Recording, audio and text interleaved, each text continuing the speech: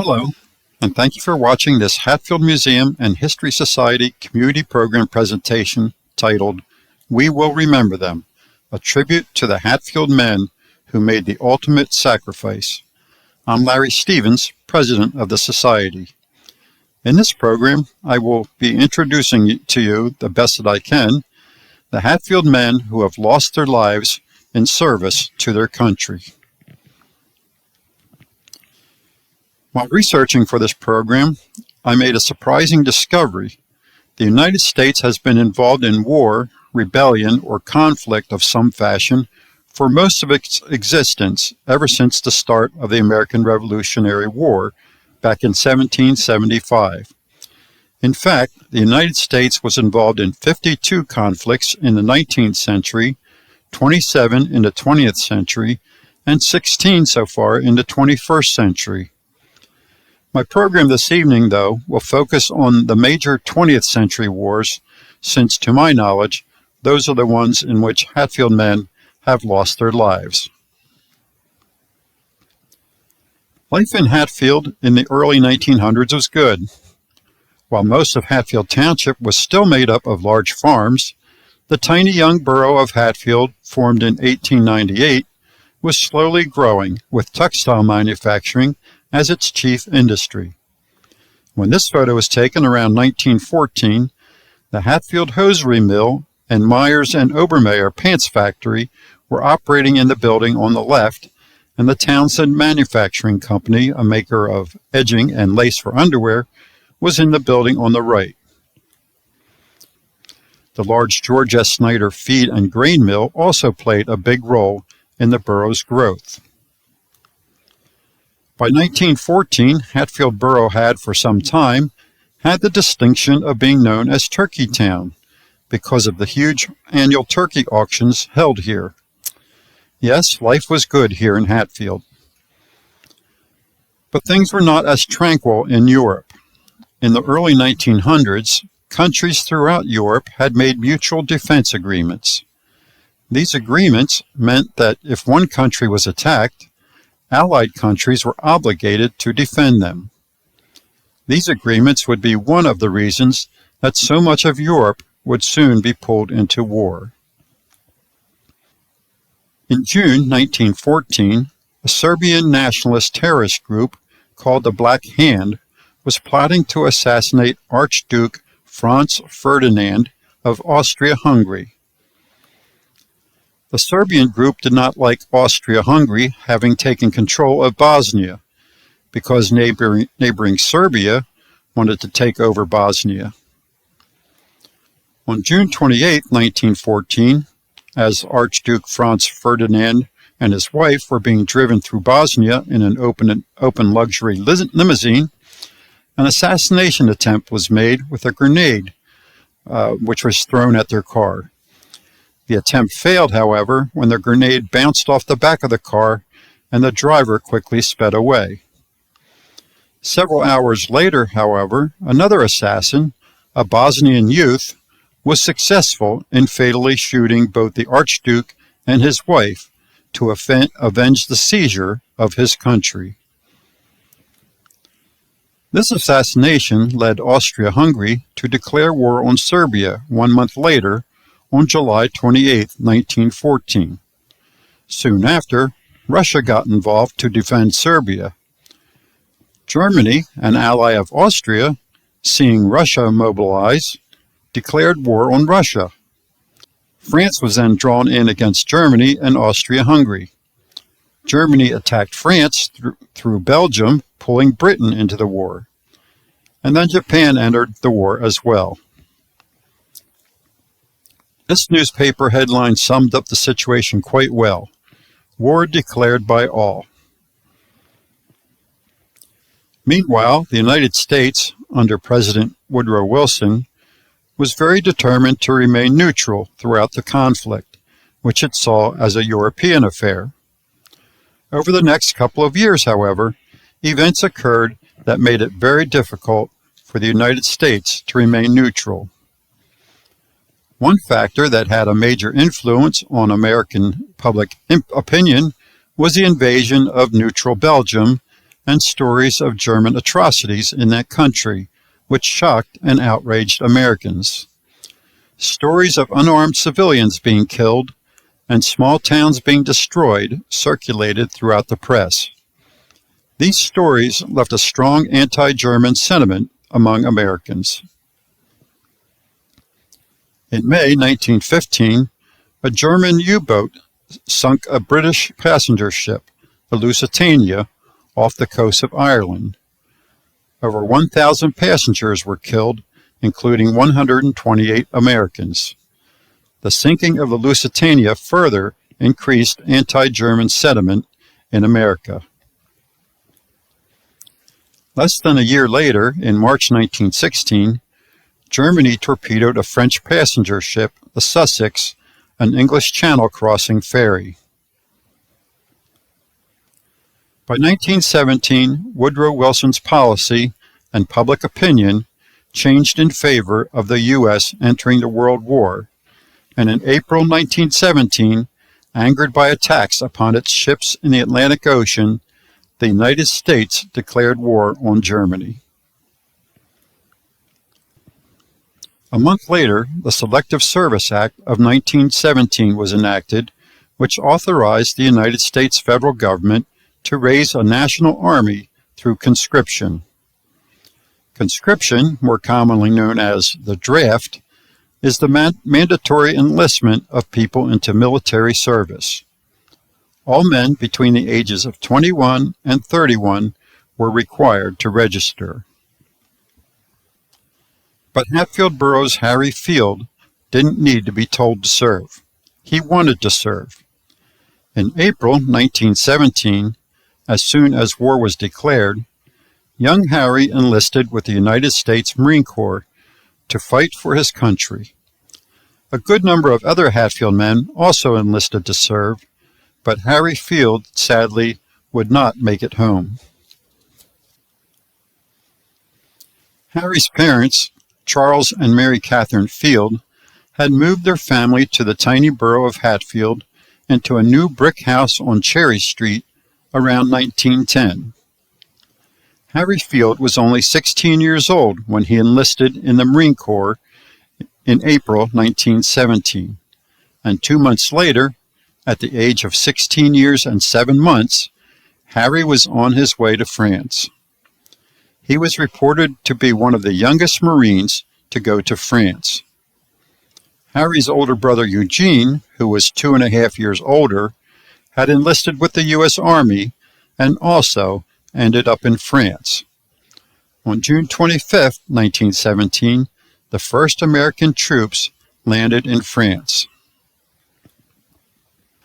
On November 3, 1917, German troops overran an isolated Allied outpost near the French city of Verdun, killing 3 men from the 16th Infantry who had slipped into the trenches for their combat debut only hours before. These were the first U.S. casualties in the Great War.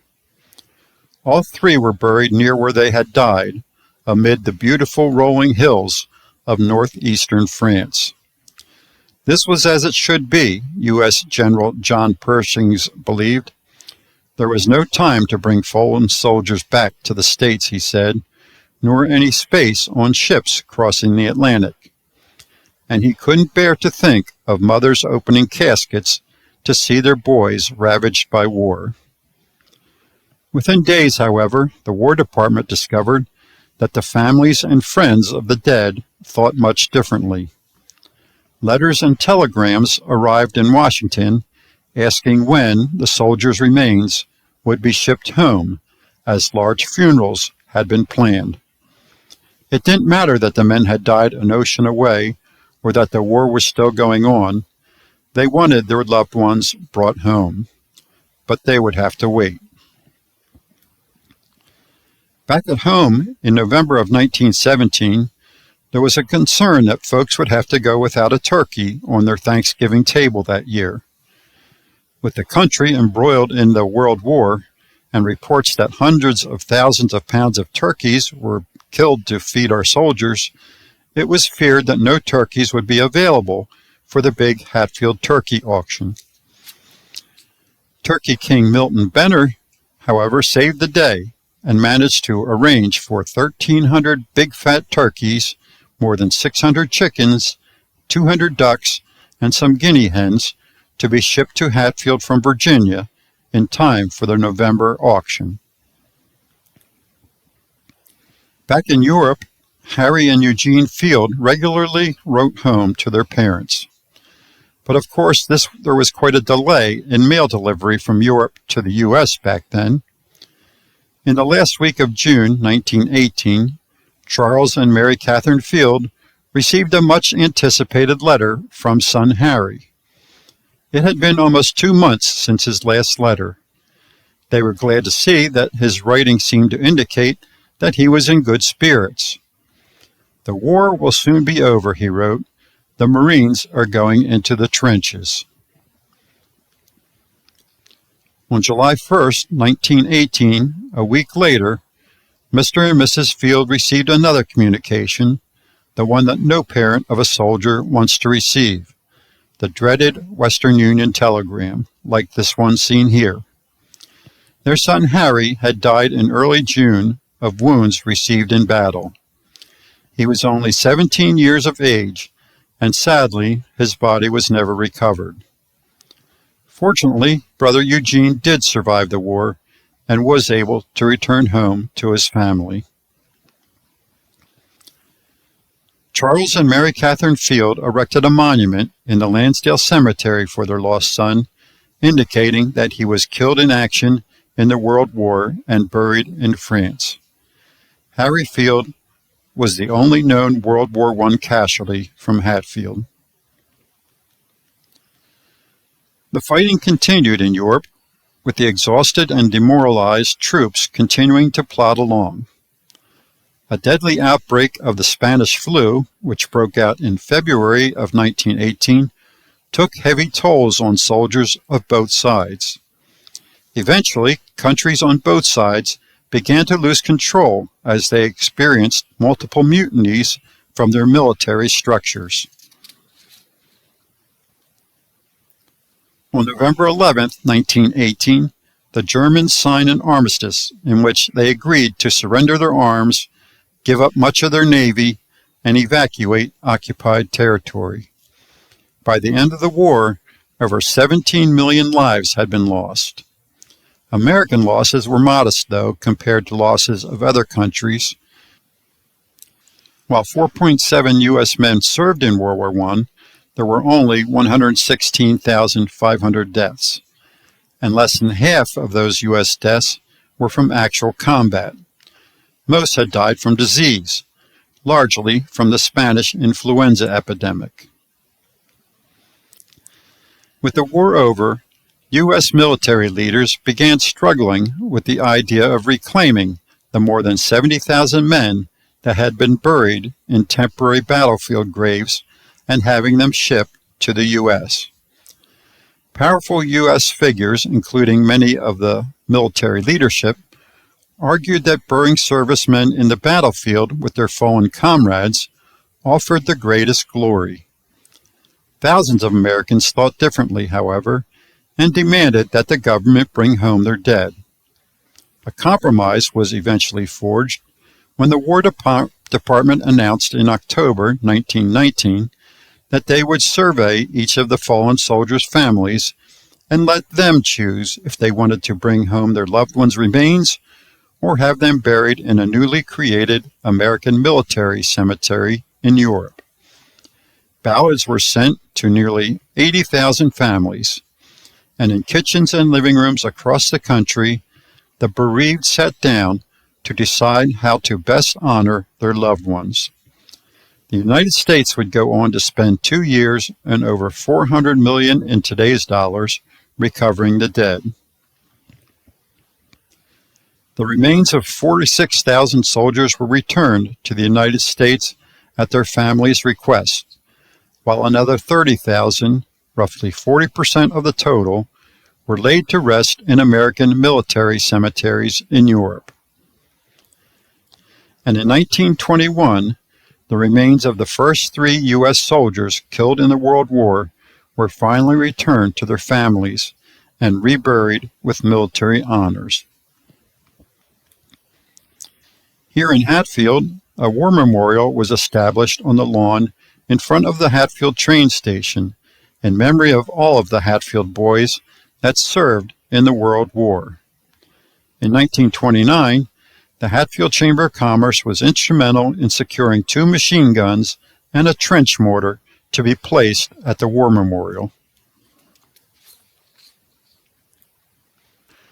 Later that year, in October 1929, the great stock market crash saw the Dow Jones Industrial Average lose 36% in just 5 days, marking the beginning of a very dark period in U.S. history, the Great Depression. Unemployment would eventually rise to almost 25%, and over 9,000 of the banks in the country would close. The Great Depression lasted over a decade, though the worst of it was from 1929 to 1933. The New Deal policies of President Frank D. Roosevelt steadily helped lead the economy back. Some say what really eventually brought an end to the Depression, though, was World War II. Meanwhile, over in Europe, hostilities were flaring up once again. In September 1939, Adolf Hitler's Nazi army invaded Poland from the west, as he also solidified his long-time plan for the extermination of European Jews. 2 days later, France and Britain declared war on Germany, beginning the Second World War. Once again, the U.S. was determined to stay out of the conflict. And then on December 7, 1941, a day that will live in infamy, the Japanese attacked a U.S. military base at Pearl Harbor in the U.S. territory of Hawaii. The U.S. quickly declared war on Japan and so entered the Second World War. The fear of another attack on U.S. soil was now quite real. Here in Hatfield, the Hatfield Fire Company received a request from the Federal Civil Defense to form an auxiliary firefighting unit and to appoint an air raid warden. By January 1942, classes for Hatfield's auxiliary firemen had begun, and in August of that year, 17 men were listed as being auxiliary firemen. The fire siren was sounded on February 9, 1942, for the first of many air raid blackout practices. Air raid tests took place at all different hours of the day. Nighttime tests were blackouts, and the fire company occasionally had to extinguish bonfires that had been burning before the warning sounded. Usually, the firemen reported to the firehouse, took out the trucks, and went to their appointed station in town to wait for the all-clear signal. Civil defense sandboxes with shovels and buckets, like this one seen here near the borough electric plant, were placed at strategic locations throughout the borough. Less than 6 weeks after the Japanese bombing of Pearl Harbor, the hostilities of the Second World War had arrived off the shores of the U.S. East Coast. This was not the first time that German U-boats had come to U.S. waters. During World War I, 3 U-boats sank 10 ships off the North Carolina coast. But by 1942, U-boats had become bigger, faster, and even more deadly. Their presence in American waters were a big threat. At a little after 2 a.m. on the morning of January 19, 1942, a German U-boat torpedoed the 337-foot-long U.S. freighter City of Atlanta, just 7 miles off the North Carolina coast. Clearly visible from the shore was a great orange fireball erupting into the sky, followed by a towering column of black smoke, blotting out the stars and further darkening the night sky. The freighter sunk, killing all but 3 of the 47 men aboard. The same U-boat attacked 2 more ships just a few hours later. Until World War II, petroleum products had been transported from the oil-rich fields of Texas to the northeastern United States by oil tanker ships. But with the entry of the United States into the war, German U-boats very efficiently began sinking U.S. oil tankers, threatening the supply to the eastern United States. In fact, between January 11th and February 28, 1942, 74 ships were attacked, and all but 1 was sunk or damaged. The Big Inch oil pipeline and its companion project, the Little Big Inch, were petroleum pipelines constructed as an emergency war measure during 1942 and 1943 to ensure a safe and steady supply of oil from Texas to New Jersey. This was amazingly accomplished in only 11.5 months, and part of the project passed right through Hatfield Township. This photo was identified as the Orvilla Pipeline Project, and I believe shows the installation of the pipeline under Orvilla Road. Another photo of men working on the Orvilla Pipeline installation. A number of Hatfield community organizations stepped up to help out with the war effort. The Hatfield Chamber of Commerce established a salvage committee to arrange for the collection of scrap metals, and the Hatfield Lions Club also conducted scrap iron drives, contributed money for artificial limbs for those crippled in the war, sent cards to those hospitalized from the war, organized the collection of musical instruments and sports equipment for prisoners of war, and held a banquet for returning Hatfield veterans. Members of the Hatfield branch of the Needlework Guild stepped up also, with each one contributing 3 garments instead of the usual 2, in case of a war emergency here at home. A number of Hatfield businesses also contributed to the war effort. The Hanson Textile Company, located on East Broad Street, manufactured knitted camouflage nets for military use. Hopkins Equipment, located at Union Street and Maple Avenue, specialized in metal plate fabrication and welding.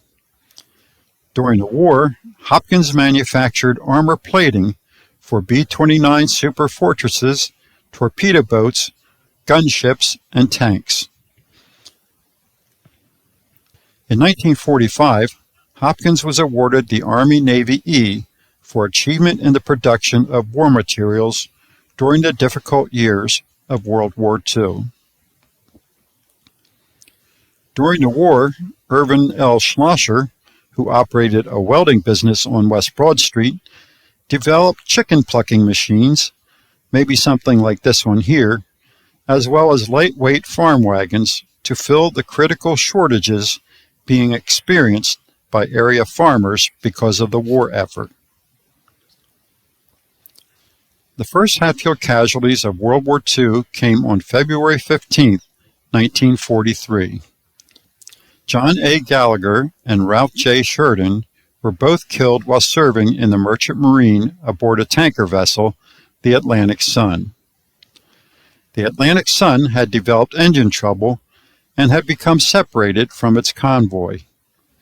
At 10 a.m. on February 15, 1943, the tanker was trying to catch up with the convoy when it was struck by 2 torpedoes from a German U-boat about 500 miles northeast of Maine. The first torpedo split the ship in half, and the second blew a large hole in the bow, sinking the forward section in 20 minutes. After the ship broke in two, 22 men, led by the chief officer, abandoned the back section. The back section stayed afloat and appeared sound enough to be taken into port under power. 2 hours after abandoning ship, the 22 men reboarded the back part of the ship and went below to change their clothing.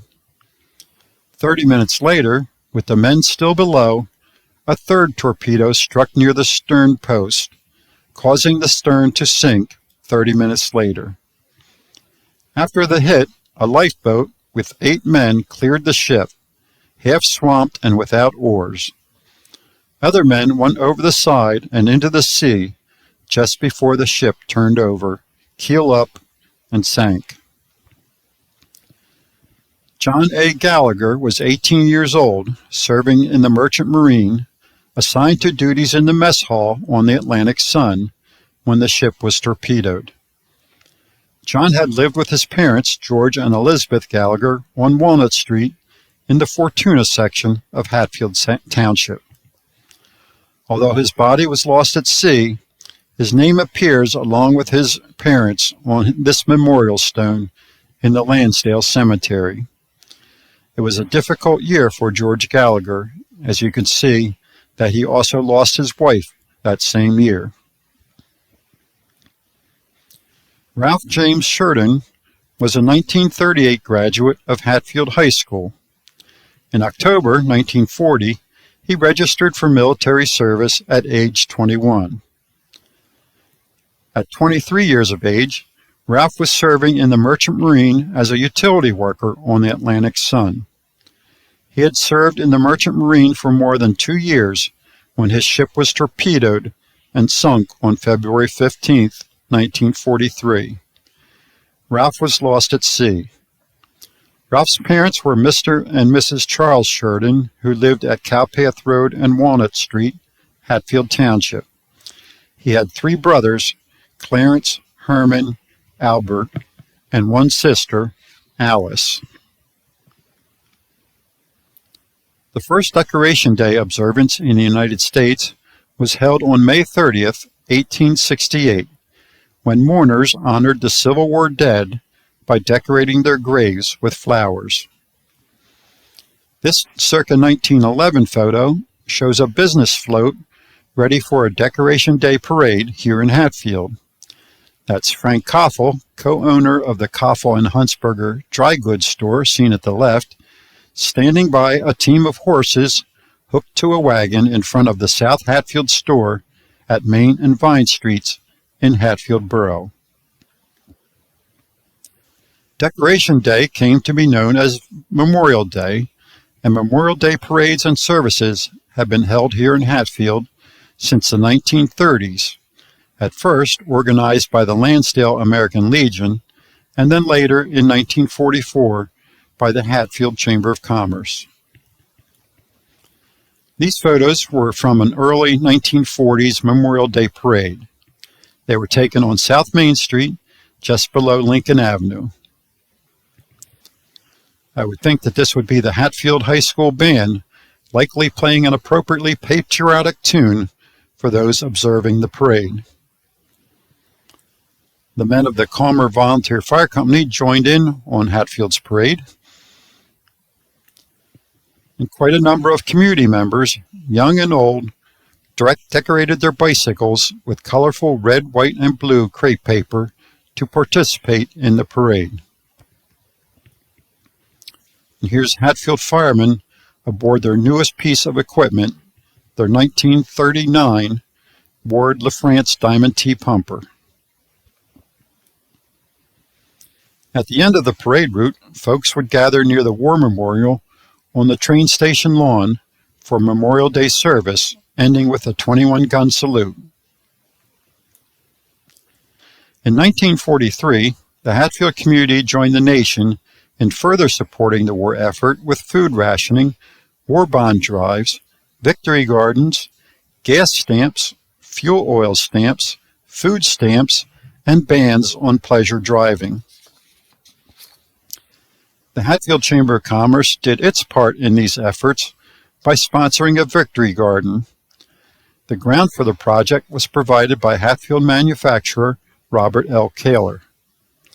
The Chamber of Commerce also was active in selling chances on war bonds and war stamps, with prizes being awarded for the best effort. Collections were held for old silk and nylon stockings, paper, tin cans, and used cooking grease. An advertisement in the Hatfield Times newspaper reported that 1 teaspoon of used cooking grease could make enough gunpowder to produce 5 machine gun bullets. The Hatfield Defense Council was organized in 1943 with Nathaniel R. Brown as chairman.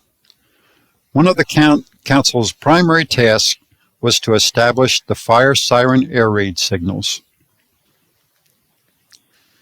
The hurriedly constructed Big Inch oil pipeline, constructed in 1942 and 1943, was not without its problems. Unfortunately, a section of the pipeline project, starting in Phoenixville and heading northeast through Hatfield, was plagued with problems due to defective pipe. In the fall of 1943, the Hatfield Fire Company responded to several emergencies caused by breaks in this section of the line. Fortunately, none of the breaks occurred here in Hatfield, but the fire company did respond to breaks in Culpsville and Skippack to help prevent fire from breaking out during leaks there. On October 13, 1943, Mr. and Mrs. Charles Sheridan of Hatfield suffered additional loss with the death of another one of their sons, Herman. 8 months earlier, their son Ralph was killed when the Atlantic Sun was torpedoed. Herman was a 1939 graduate of Hatfield High School. After high school, Herman enlisted in the Army Air Corps on September 3, 1941, and served as a rear gunner on a bomber. U.S. Army Sergeant Herman E. Sheridan, age 22, was reported missing in action while operating in the Latin American area. Now, when we think of World War II, we don't generally think of Latin American countries as being involved. But after the entry of the United States into the war, some Latin American countries provided temporary military bases and collaborated with the United States in anti-submarine and other defense operations. Mr. and Mrs. Sheridan, who lived at Cowpath Road and Walnut Street, Hatfield Township, were quite puzzled, though, when they received news that Herman was missing in action in the Latin American area, since the last letter home written by him was dated just a day or two before he went missing, and at that time he was believed to be in the Solomon Island area. The military report stated that Sergeant Sheridan's plane, while on a search mission, was forced down in the Pacific Ocean after experiencing a critical situation which resulted in the loss of his life. The military recorded the circumstances attributed to his death as DNB, died non-battle. U.S. Army Sergeant Herman E. Sheridan is interred in the Carrazal American Cemetery in Panama, the final resting place for many American veterans who lived and died in the Panama Canal Zone. By March of 1944, it seemed that perhaps Hatfield Borough officials had pretty high hopes of the war soon coming to an end, as they began discussing the need for additional capacity at the borough electric plant to prepare for the expected high post-war demands. It was recommended that they replace one of the 75 kilowatt engines with a 300 kilowatt engine. The invasion of Normandy, France on June 6, 1944, often referred to as D-Day, was a major turning point in the war. This forced the Germans to fight the war on two fronts, a very difficult task for their military. By the end of June 1944, about 1 million Allied troops had reached France. Walter G. Sauerwald was born in 1907 to Fred and Katie Sauerwald. Walter lived with his parents well into adulthood at 257 Bethlehem Pike in Treewigtown Village, Hatfield Township.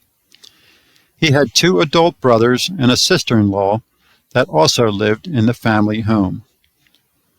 On June 9, 1942, at the age of 35, Walter enlisted to serve as a warrant officer. A year later, it seems he was hospitalized from May to August 1943 and diagnosed with Hodgkin's disease.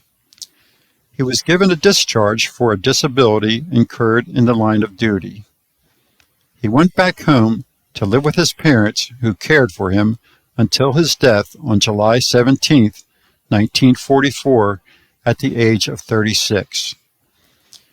It is believed that Private Walter G. Sauerwald's death was the result of Hodgkin's disease incurred in the line of duty. He is interred in the Lansdale Cemetery. Another Hatfield resident who lost their lives in World War II was Joseph T. Zaldo. This is known only because his name appears on a cross displayed at the War Memorial in 1958. But unfortunately, no other information is known about him. In 1944, the Hatfield Lions Club constructed an honor roll, recognizing all of the Hatfield men and women who served in the Second World War, and erected it on the front lawn of the Hatfield Joint Consolidated School. On the afternoon of August 27, 1944, a dedication ceremony for the honor roll was held. The Hatfield High School band opened the ceremony, playing the Star-Spangled Banner. Guest representatives from both the Army and Navy addressed the crowd, and soldiers home on furlough were introduced. The honor roll contained the names of 310 servicemen and women, 134 from the borough, and 176 from the township. And in case you're wondering, I counted 6 women's names on the board. In this photo, 2 women pose in front of the honor roll, pointing to the name of Robert Van Sciver. I believe that one of them is his wife, Loretta.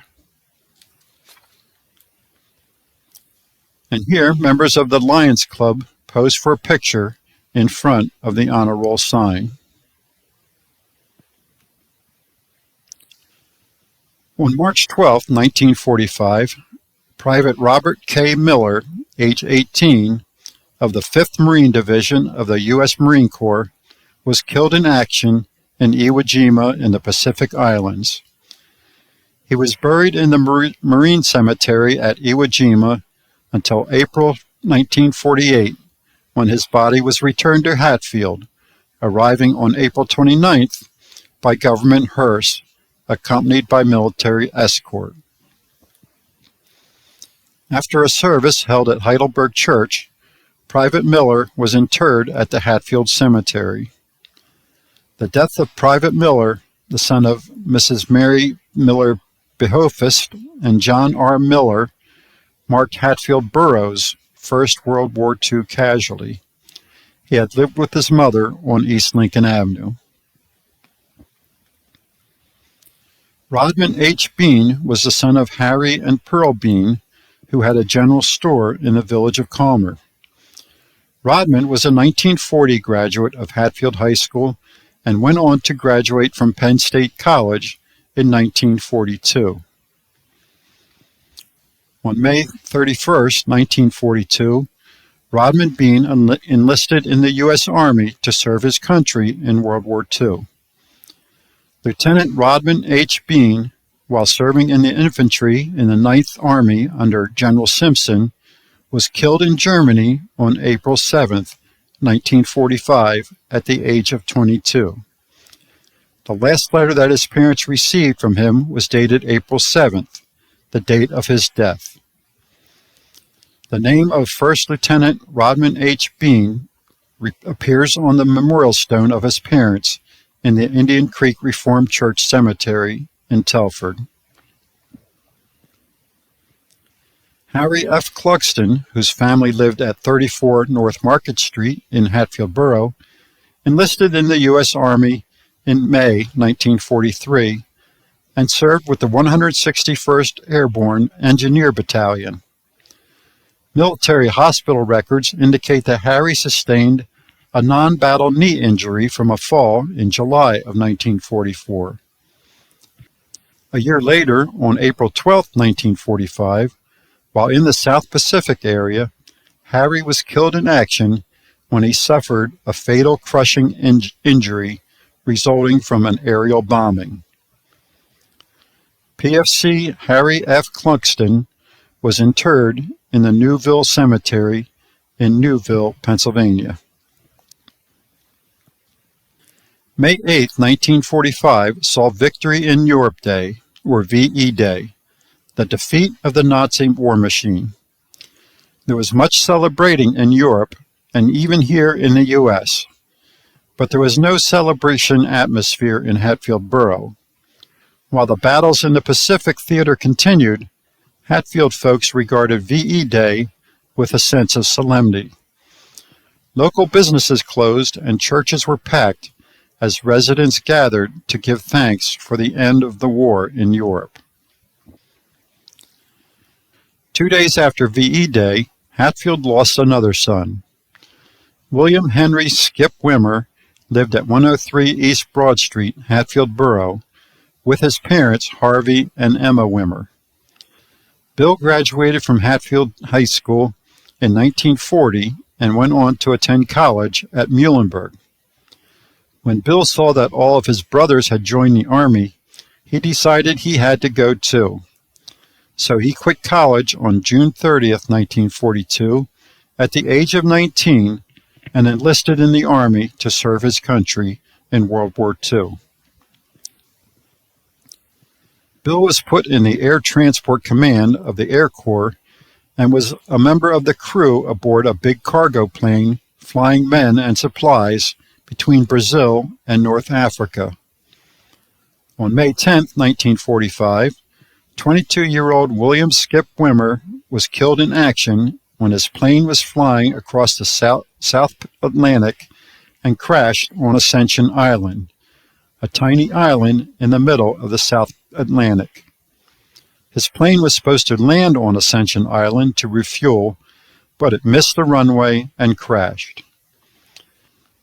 Private First Class Wimmer is interred in the Hillside Cemetery in Souderton. Back in 2013, Bill's brother, Warren Wimmer, wrote some of his wartime memories, including when his family received the dreaded telegram. He wrote, quote, "I think back to when that telegram came to our front door. Mother answered the door. The telegraph operator was at the door.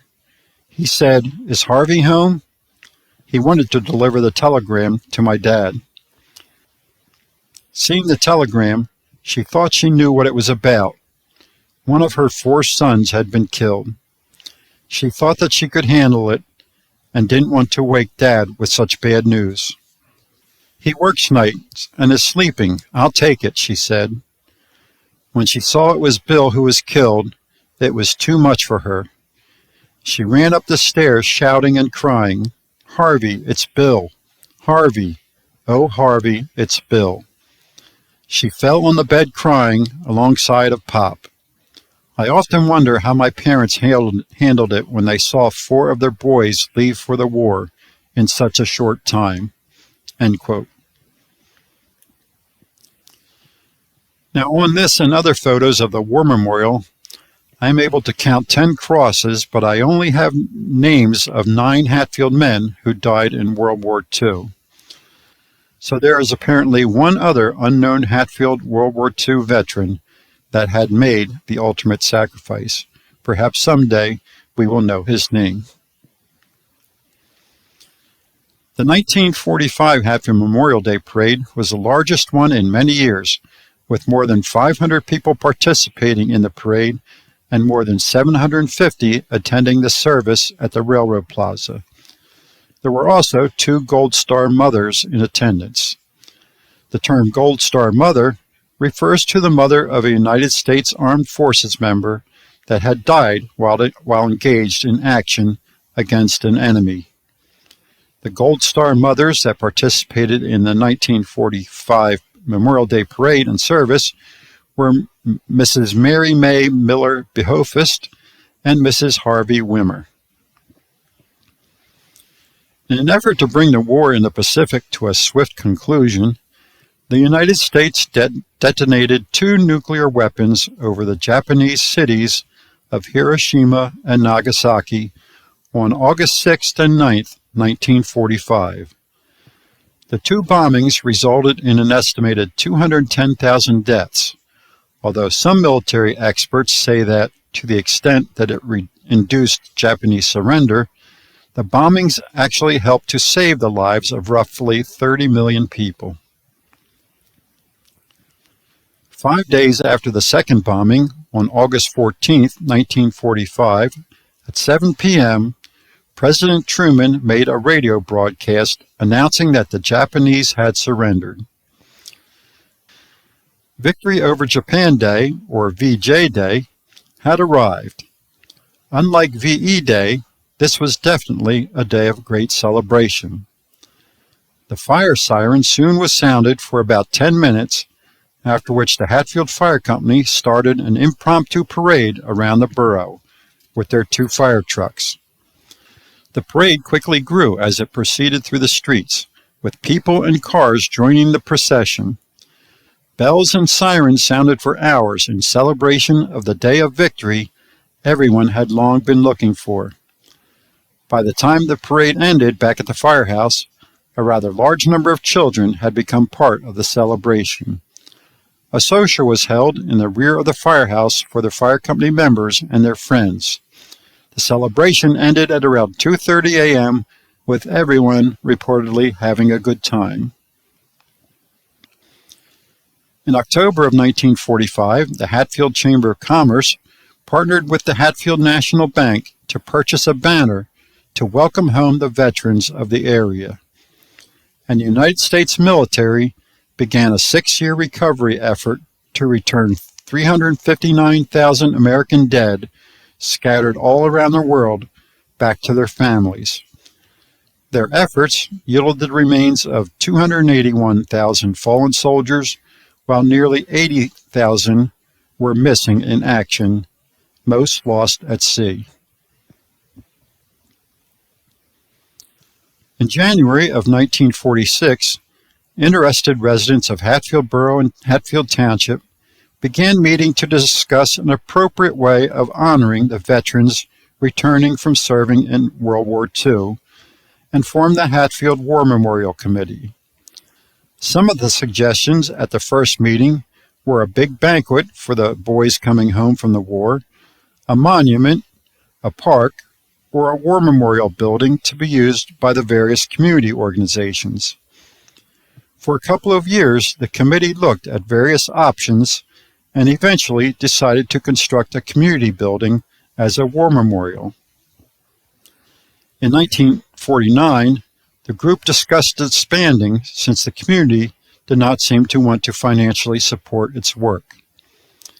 The group eventually did disband and donated its treasury, approximately $4,100, to the Hatfield Scout Cabin Fund. Prior to 1946, the Hatfield boys that served in World War II belonged to a group known simply as the Hatfield Veterans.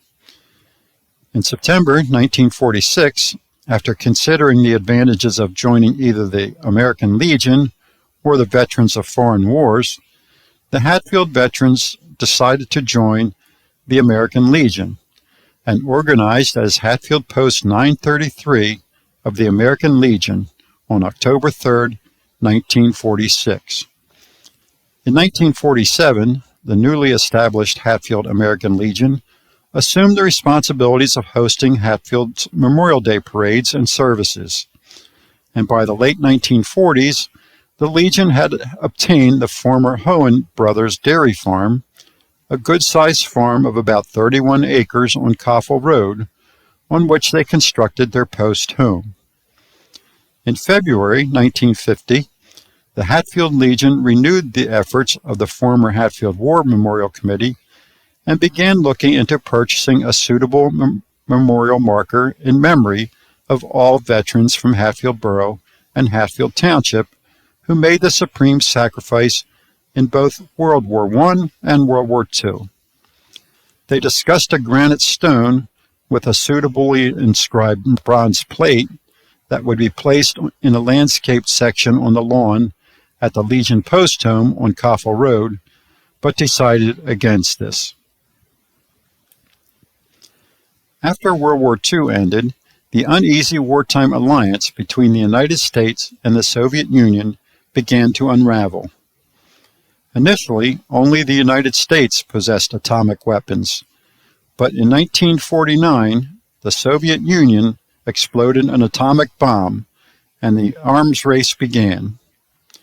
Both countries continued building more and bigger bombs. Although the two superpowers never officially declared war on each other, they fought indirectly in proxy wars, like the arms race and the space race. The rivalry between the two countries became known as the Cold War. And with the tension between the two countries came the renewed concern that there could be an attack on U.S. soil. On February 1, 1951, the Hatfield Borough Civil Defense Committee held its organizational meeting. Plans were made to take a census of the community to establish a list of those with spare rooms, mattresses, blankets, station wagons, automobiles, and trucks. A booklet, ABCs of Atomic Survival, was given to each home at the time of the census.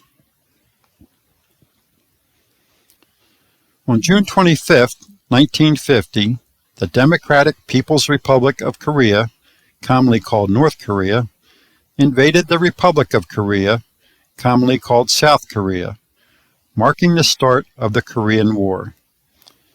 2 days later, June 27, 1950, the United States officially entered the Korean War, supporting South Korea in repelling the invasion of North Korea.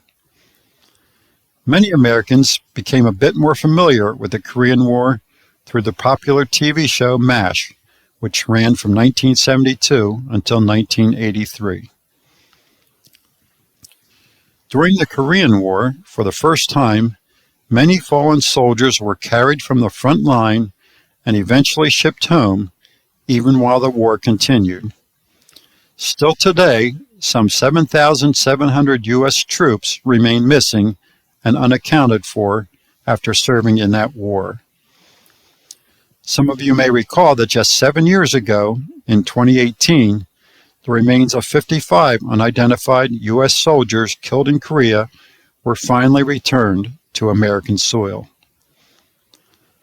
Although a number of Hatfield men served in the Korean War, we don't have any record of fatalities of any Hatfield men in that war. We have a number of pictures from Memorial Day in Hatfield, 1955.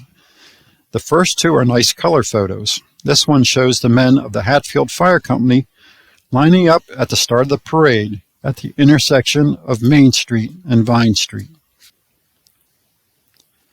And here's a group of Hatfield Cub Scouts starting their walk up Main Street. The women of the Hatfield Volunteer Fire Company Ladies Auxiliary are lined up awaiting their turn to join the parade. This was the first year that the Ladies Auxiliary, which was organized in 1925, participated in the Memorial Day Parade. Members of Hatfield Brownie Troop 169 waiting on the railroad station property, the end of the parade route for the Memorial Day service to begin. And that's Snipes Hotel in the background. Neil Miller dressed up as Davy Crockett to participate in the parade. Members of Hatfield Cub Scout Pack 510 also waiting patiently for the memorial ceremony to begin. And that's Cub Master Donald Hawk there with the boys. These are the members of the Hatfield American Legion's 1955 Memorial Day Parade Organizing Committee in front of the Legion home. They are left to right: Clayton Stauffer, Robert Kriebel, Charles Ferrari, Dorothy Beeler, and Lloyd Michener. Jumping ahead 3 years to Memorial Day 1958, almost 800 people showed up to view the parade and to pay tribute to those who lost their lives in service to their country. This appears to be the Hatfield American Legion Post 933 starting off the parade. Emmanuel E.C. Church is in the background on the right, and this is a nice picture showing the Hiram Stern House, which once stood to the left of the church.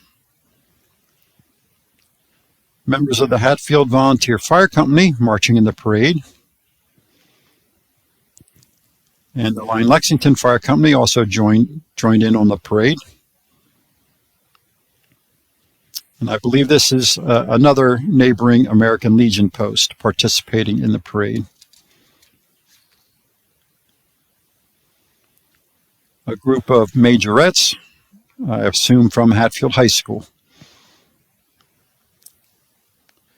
The parade ended at the War Memorial on the lawn of the Hatfield train station, where a memorial service was then held.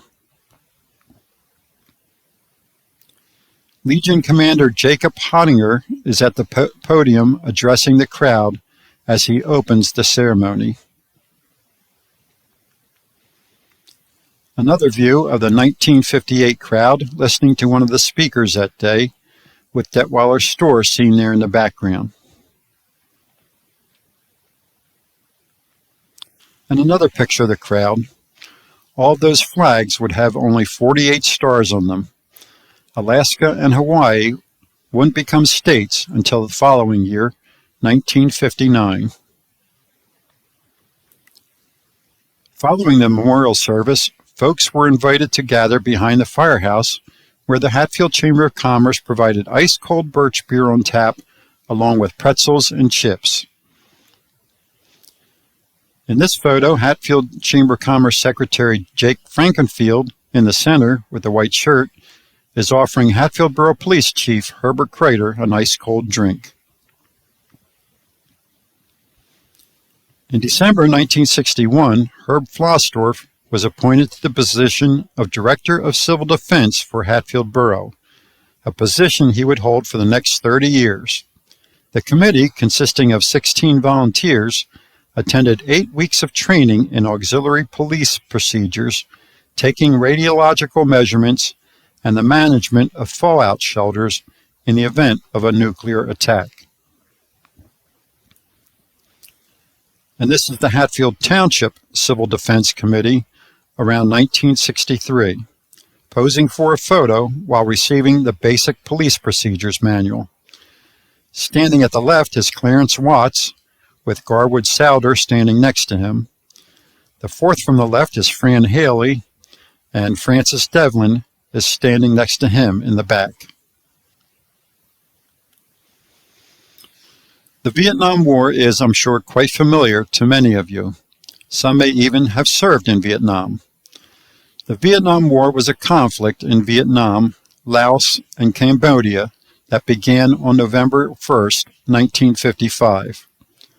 North Vietnam was supported by the Soviet Union, China, and other communist allies, while South Vietnam was supported by the United States, South Korea, the Philippines, Australia, Thailand, and other anti-communist allies. At first, the U.S. involvement was limited to supplying financial aid and military advisors. U.S. involvement escalated under President John F. Kennedy from just under 1,000 military advisors in 1959 to 16,000 in 1963. In 1964, President Lyndon B. Johnson ordered the deployment of combat units to Vietnam for the first time and increased troop levels to 184,000. Unlike the World Wars, when fallen soldiers' remains weren't returned home until after the war had ended or the Korean War, when remains slowly made their way home during the war, the remains of the fallen during the Vietnam War often were returned home to their families within a week. Robert Moore lived in Hatfield Township with his parents on Diamond Street off of Berge Road. By all accounts, Bobby Moore, a 1965 graduate of North Penn High School, was a quiet, shy, non-confrontational young man who was a member of the school's Music Appreciation Club. After graduation, he was employed at William M. Wilson's Sons, Incorporated in Lansdale, a manufacturer of Gas Boy electric gas pumps. Bobby attended the Heidelberg United Church of Christ in Hatfield. He was drafted by the Army in 1967, a member of the 2nd Platoon of Company C, 9th Infantry Division. He arrived in Vietnam on May 30, 1967, and was immediately sent out on hazardous search and destroy missions in the river area. After 6 months in country, Bobby was scheduled for a leave on December 6, 1967, but it was postponed and would never take place. In his last letter home to his parents, Bobby Moore wrote in reference to a reported temporary halt of bombing and fighting, saying, "The New Year's truce seems to mean a lot to the folks back home, but it means nothing over here." The Army Specialist 4 reported that he was the last survivor of his platoon. He wrote, "I am the only one left. All the others have been wounded or killed. So far, I have escaped. It is all new fellows I am taking out on patrol to show the ropes." Friends that knew Bobby couldn't imagine him being thrust into the leadership role he was forced to play. Robert was reported missing in action while on patrol on a search and destroy mission, and the Army later notified his parents that his body had been recovered and positively identified. Robert Irvin Moore was only 20 years old when he was killed in action on January 10, 1968, 8 months after arriving in South Vietnam. His death was attributed to gunshot wounds. Robert Moore was buried at St. Stephen's Cemetery in Percy, and he was posthumously awarded the Purple Heart, National Defense, Vietnam Service, and Vietnam Campaign medals. Here is his name on the Vietnam Veterans Memorial Wall in Washington, D.C.